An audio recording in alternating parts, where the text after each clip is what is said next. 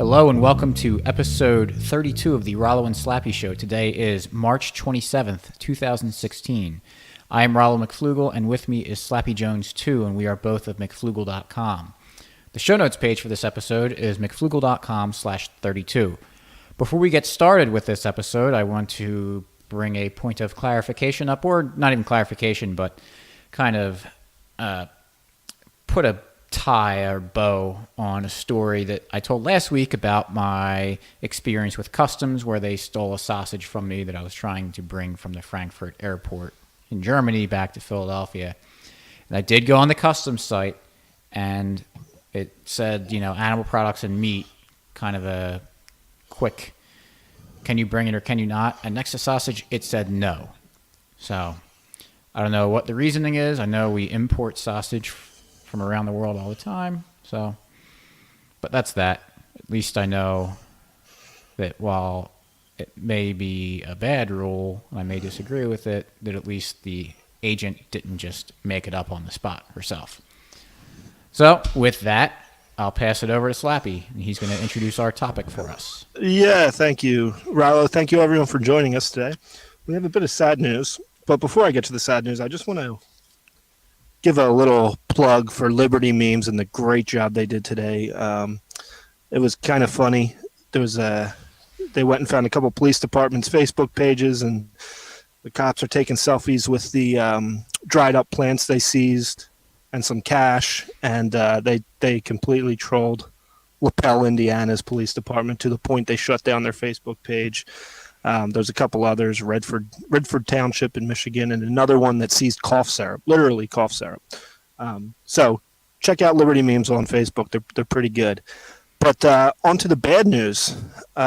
We were recently informed of something that we were mistaken on, or we just weren't aware of, but it's called the free rider problem. And as defined by Investopedia, the free rider problem is a market failure that occurs when people take advantage of being able to use a common resource or collective good without paying for it. And anyone listening here, I realize you haven't paid for it. And so, Rollo. Wait, they haven't? I mean, I thought you were just like holding all the money for us. We don't, there's nothing there. just for the Nobody's paid for podcast, this. just for the podcast, or like Podcast, blog, nothing. It's there's nothing there. There's nothing there. So, I mean, I don't know what to do. I was just told about this free rider problem. Well, this will be the last episode and the last Right. blog post, because we're just shutting everything down. And Right. do you know any lawyers? Because we should probably sue the internet for all of the, because value is determined by labor too, and we put a lot of time into this. And if you factor in all the reading we've done, the hours we spend researching and doing these, and taking time out that we could be doing something else. And so far, do you think that I like talking my friends' ears off about this kind of stuff? well, I would like it if we got paid for it. Well, yeah, but we're not. So, I mean, I was Right. doing. And according to the free rider problem, is nobody would do anything if they weren't paid for it. Right. So, I mean, does that sum it up pretty good? Like, yeah, all this time I thought there was like this big cash thing that we had that you were keeping, because I figured you would have told me if we weren't getting paid for this, because obviously who would do anything that would benefit other people without getting directly paid by those people? right, I thought there was like those people would be shirking, stealing, right. I thought there was not paying their fair share. I thought there was a thing that every time someone viewed our site that like we got paid somehow from them. I mean, you pay every time you go to a website, don't you? Can we change the subject? I mean, Wikipedia. How much have you paid for that this year? Did you send your check in? That's my my Comcast bill pays them, right? No. Well, you have a Twitter handle, right? Yeah. You paid that bill this month, right? But I was told Twitter. that That's no- Twitter. That's not the internet. But I was told that no one would do anything if they weren't getting paid for it. Right. So was this all a dream? Since we didn't get paid for any of the stuff we did. I'm trying to process all of this because it's tough It to kind of took me. understand. It took me by surprise. You know what? If I didn't know about the free rider problem, I probably would have gone on doing this for free. I know. Well, you know what? I give you credit for, figuring this out and still joining this call with me tonight because you know what? I probably wouldn't have done it. Well, Like, I'm not going to pay for this, It's well, now seriously though, there are people who will argue that the reason that we need government to do things like build the roads is because if they didn't, the road would be there and people might use it and not pay for it. right. Or if the market had to build the road, that there were a bunch of people living in houses, and then somewhere on the other side of town there's businesses, and the businesses are like, wow, we'd love to get people to buy our stuff, and the people in the homes were saying, hey, we'd love to go to those businesses and buy their stuff, and they just like, I don't know how to How get are we over going to it. do this? Yeah. I mean, with all the marvels that have existed over the history of the world of like technology and engineering and all the complexities involved in that, you don't think that someone could just like stomp on the ground to level out the plants to make a path somewhere? I mean, animals do it in the forest, so. Yeah, but they have a government. Oh, that's right. I'm sorry. But but now back to being serious. One of the things we do here, or at least I hear, is what about national defense? If you're defending the border or, the town or whatever, everyone in there is being defended. Like you can't just defend the guys to your left and right and not the guy in the middle. Everyone's getting defended. So what if that guy just refuses to pay? Well, then the next guy in would have the option of paying or not. I mean, because then the border, if he just gets overrun by whomever's trying to invade, if there were an invader, then the property owner next in line would basically end up being the new border. And, if he just saw the guy ahead of him get steamrolled, then he probably would want to have some sort of defense.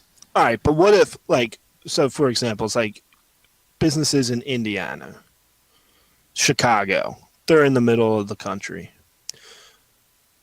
The East and West Coast, obviously, on the borders. So say we got invaded from the east, or across the ocean, the whole thing, came in and started attacking Los Angeles. Why shouldn't the people in Iowa pay for Los Angeles to be defended? Well, just like an average guy that lives in like Indiana or something probably wouldn't have much incentive to, unless he's got business interests there, in which case there is good reason to buy some sort of insurance to prevent or to fight back against an attack like that. So businesses, since an attack would hurt their bottom lines because it would be devastating to their bottom lines. Right. So there's a huge incentive there to, prevent attacks from happening and have some sort of ability to fight back if they did. So, and just because some people are going to benefit from it, but never have to pay a cent for it, maybe they don't ever patronize these businesses, so none of their money's actually going to this defense. Well, I mean, it would be silly just to say like, well, certain people are going to benefit without this, so I'm just going to let my business get destroyed. It would be like if we're next door neighbors and I bought fire insurance and you didn't, and I said, well, you know what? If your house catches on fire, they're going to come over and put that fire out so my house doesn't catch on fire. So I better cancel my fire insurance too. Right. And now, obviously, the individual will be bearing the risk there because he doesn't have fire insurance. So when his house gets burnt down, he's going to have to rebuild it himself. Right. Because he didn't transfer that risk onto an insurance company. Sure. But I think of it, one, like you said, businesses are going to have an interest in protection. And why does it matter if everyone pays for it or not? Because the people with the multi-million-dollar businesses obviously have a lot more at stake. And not only do they want to protect themselves, but they want to protect their customers. And the market would certainly find a way to do that, Sure. to keep everybody safe. It's just like if you're walking down the street and you saw some man just, throw a straight right at a woman, you'd probably go in and protect her, even though you're not getting paid for it. Exactly. And if you didn't, then I would think you're kind of a jerk, or the guy is just armed to the teeth or something, and you would just be completely ineffective. Right. Which then they could say, well, what if the Russians came and we don't have a government to protect us? Well, you can have any situation. You can create any sort of scenario where you can predict the outcome. So if you say, okay, you have this private business that's going to protect you against a foreign invasion, but what if the rest of the world decided they were going to nuke you? Right. Well, I guess we all die. I mean, but how's a government going to protect you against that? Right, exactly. So I think there's a few bad assumptions that people make when they advocate for the free rider problem or say that the free rider problem's a thing. One of them is that they just imagine some sort of public good or thing the government provides. They imagine everything else exactly the way it is, and then just that thing not there. And say, well, how are you going to build it? Like, I was talking to someone recently, and they said, well, what about drainage?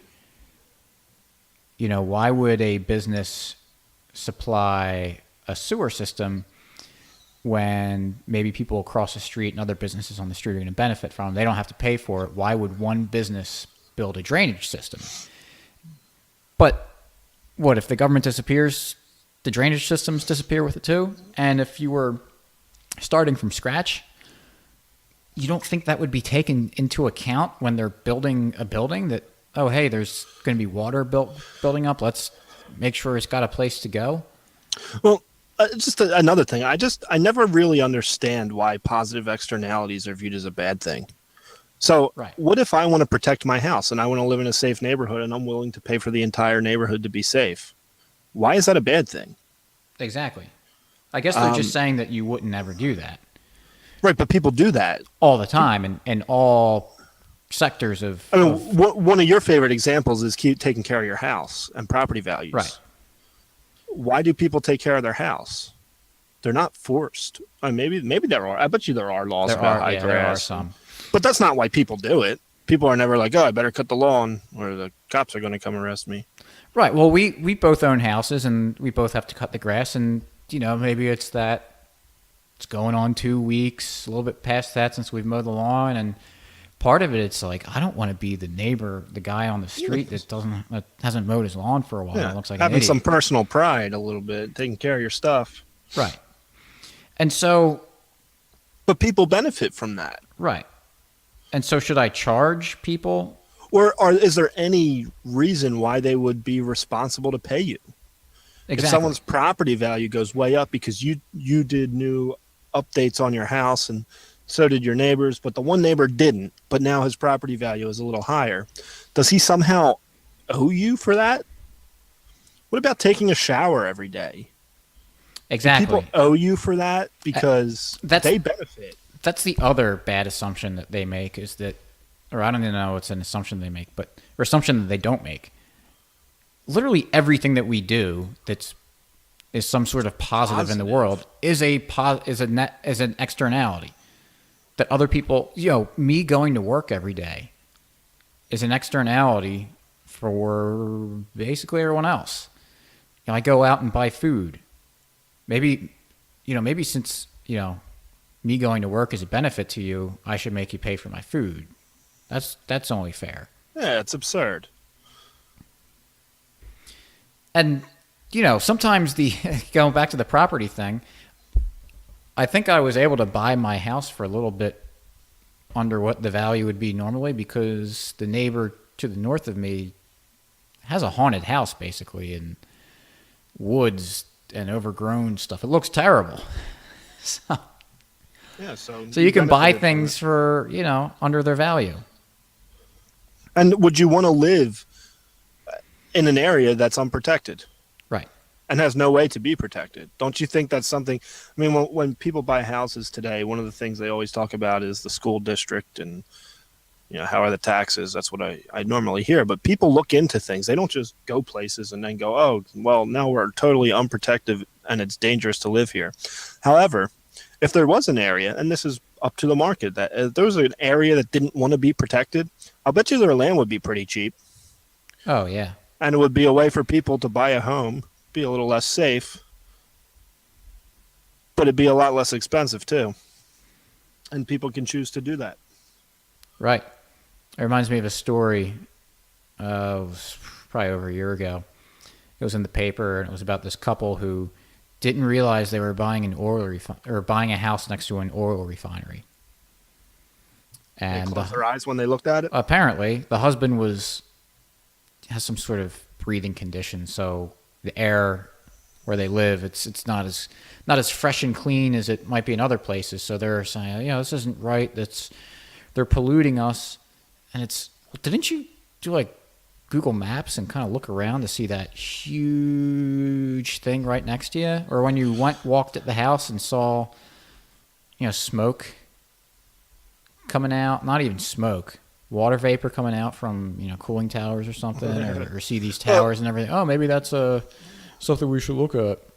Just like it was a couple years ago, in the Philly papers, there was people complaining about the noise the airplanes make when they land.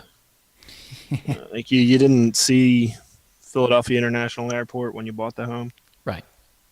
You were happy with the price you paid for it. Exactly. I'm sure. That was the point about the oil refinery. You were probably going, oh, wow, what a great deal. This is so undervalued. I wonder why. That's like another thing that maybe keeps the prices where I live suppressed is I live in the mushroom capital of the world. They use a lot of horse manure that they must ferment or something. They use a lot of it. It smells so, and you driving around in the morning after they just deliver it, and so it's nice and hot, and nice fall or winter or spring morning, and you see it steaming up and everything, and it's pungent. And it does stink out there if you ever drive through mushroom country. You get used to it. It stinks. You get used to it, though. I'm sure you do, but it still stinks. Oh yeah, I actually did have second thoughts when I was looking at one of the walk downs of the house. It was a hot and humid August morning, and I'm driving up and down the hills. And every time I went down the hill, I couldn't breathe anymore, and I couldn't remember if the house was on the top or the bottom of the hill. Fortunately, it was on the top of the hill. So,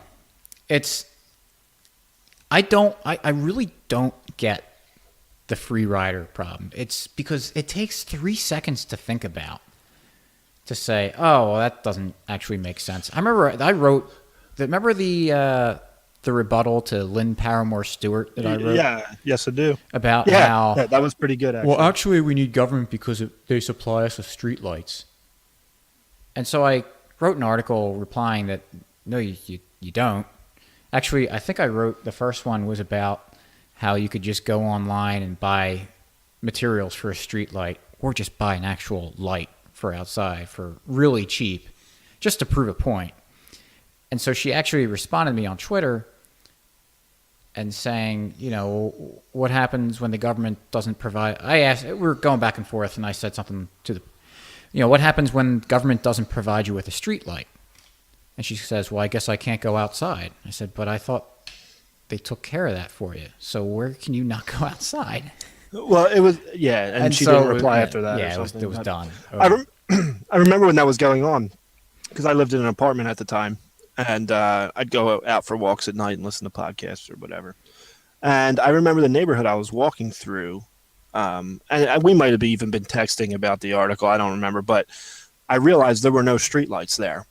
But about every third house or so had a lamp out front. And I had no problem walking through a dark neighborhood with no government-provided lights because the people who live there, believe it or not, want their front porch lit up. So when they come home at night, they can see it, and you can probably see if there's any intruders or anything like that. It's nice to have light around, and people will do that. And I didn't ask any of the neighbors if they charged their neighbors who didn't have a light, but I have a feeling they didn't. Well, are you sure? Because you might have been stealing. You should probably go pay. Well, I did steal, so I should probably go back and give all those people something, because I did benefit from it and never paid for it. Right.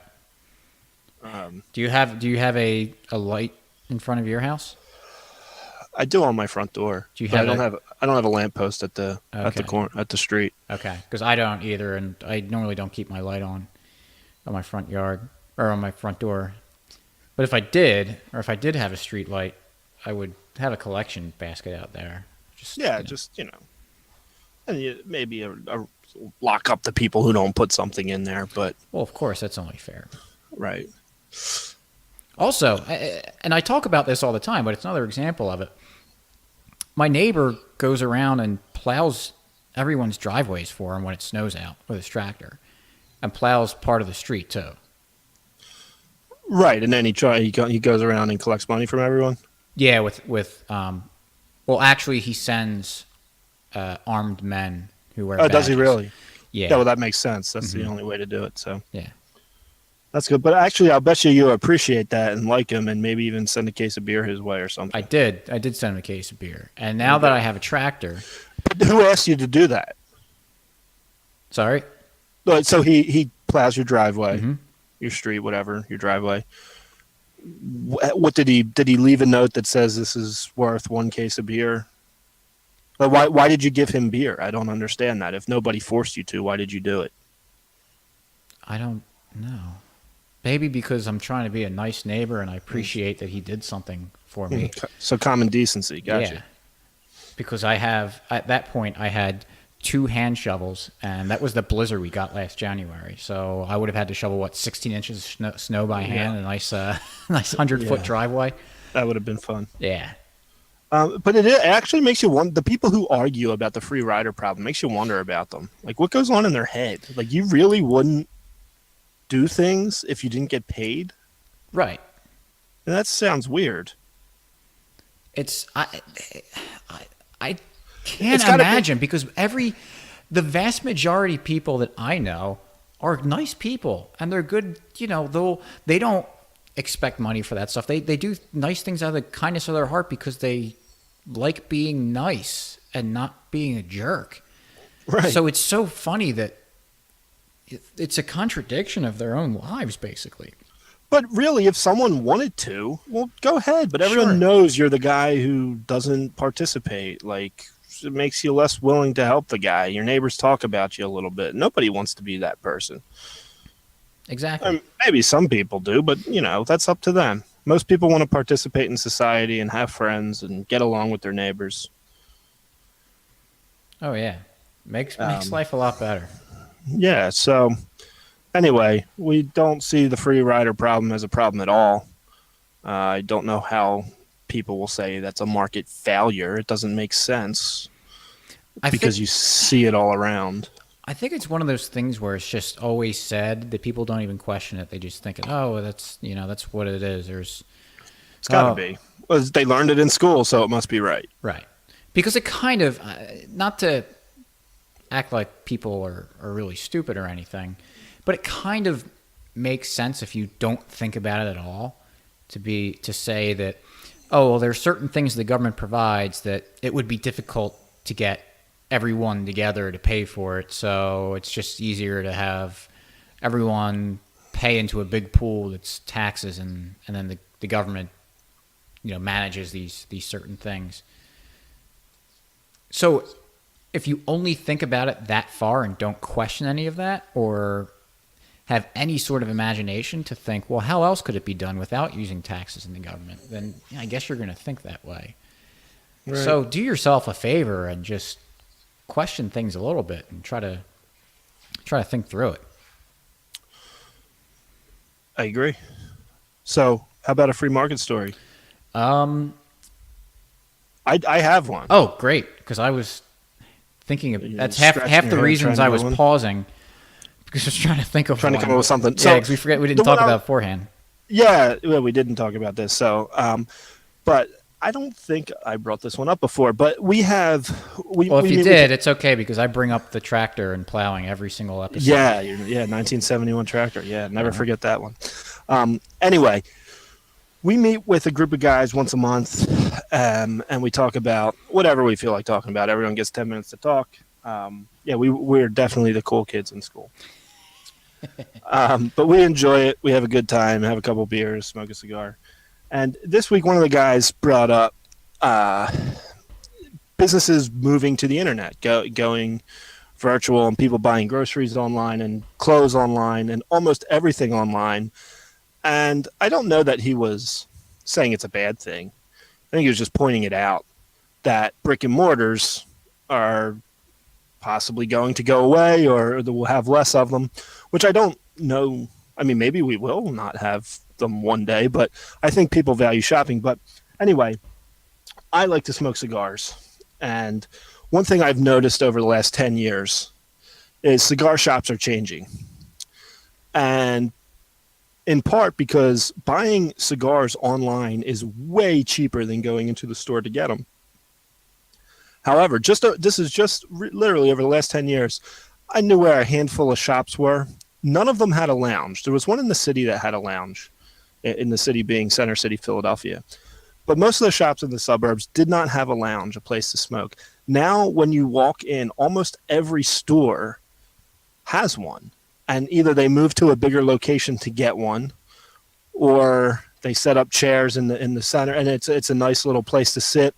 There's always a group of guys there. They're always friendly. You walk in, the people are very willing to help you. They'll tell you all about what leaves are in each blend and what's new and what's coming out and what the flavor profiles are. And it's a really just an enjoyable experience. It's kind of like going to a bar, where you'd go to hang out and drink beer. But you walk in, there's a bunch of people there. You can sit down and have a conversation. And that really has changed a lot over the last 10 years. And part of it is that they saw, because this was a big discussion and still is in the cigar world, that internet cigar sales are cutting into brick and mortar. So what are they going to do? They have to innovate. They have to keep their customers. They have to provide more services and make it a more enjoyable experience. So you're not so much selling the cigar as you are selling the experience. And just like you can buy a 6-pack for a couple bucks, or you could go to a bar and spend $5 a beer, bars aren't really hurting for business because you go there for the experience. And so the cigar shops kind of saw this, innovate it, and make it a much more enjoyable time going to buy cigars. And you sit down, you have good conversations and meet good people, and just a little innovation in the market. So that was really what my story is that the market is always going to adjust and provide more for you. It's not like they just closed their doors and went away. And they didn't think, what can we do? Let's slash maybe they did slash employees, but I don't know. I haven't noticed it. But let's just cut our prices and try to match them. They don't. They try to provide more for the customer.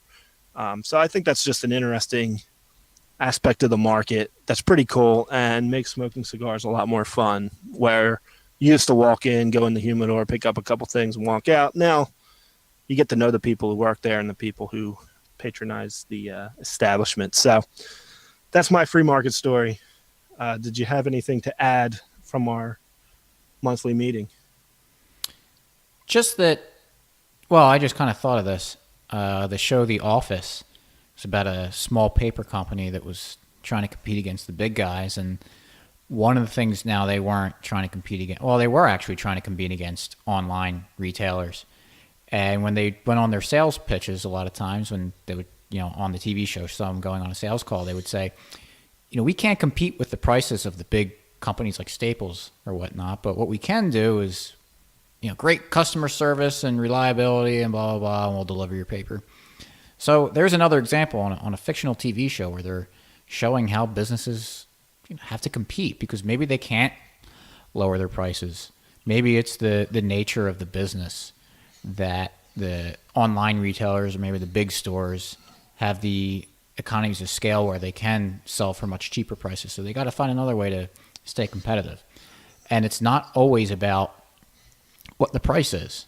There's other ways that people can get some subjective value out of. Yeah, it's just funny. they really haven't lowered their quality. It's not like they made the store smaller and cut employees and cut, whatever else they could cut out to bring their prices down. They kept their prices relatively the same. I haven't noticed huge increases in prices. They just provide more stuff to make you want to go there. Mm-hmm. And some of them charge a monthly fee, but they give you 24-hour access to the lounge, and the free rider problem comes into effect because every cigar store I've been in, they let you have access to the lounge if it's their normal operating hours, even though they have people who pay a monthly fee or an annual fee to use it 24 hours a day, and nobody seems to mind, even the people paying for it. So I'm not sure how that actually works since I recently heard about this free rider problem, but it does somehow work just fine and people get along and actually enjoy going there, even though some people pay for it and others don't. Yeah, that reminds me. So when someone goes to the mall, do they have to buy something at one of the stores, or they're not allowed to just walk around and right? Well, that sounds nice, Rollo, except for the fact that wouldn't happen because no one would open a store if people got to walk around and not buy something. Oh, that's true. So, and you're required every time you go on Amazon to buy something, right? yes. Okay, just making sure. That's what I've always assumed. So I try to limit how often I Try go. not to go to that website. Yeah, it can be a money pit. Right. So, anyway, that's all I got for this week. Yep, that's all I got. So be sure to check out the show notes page, mcflugel.com/32, where you will find links to subscribe to us on Stitcher and iTunes.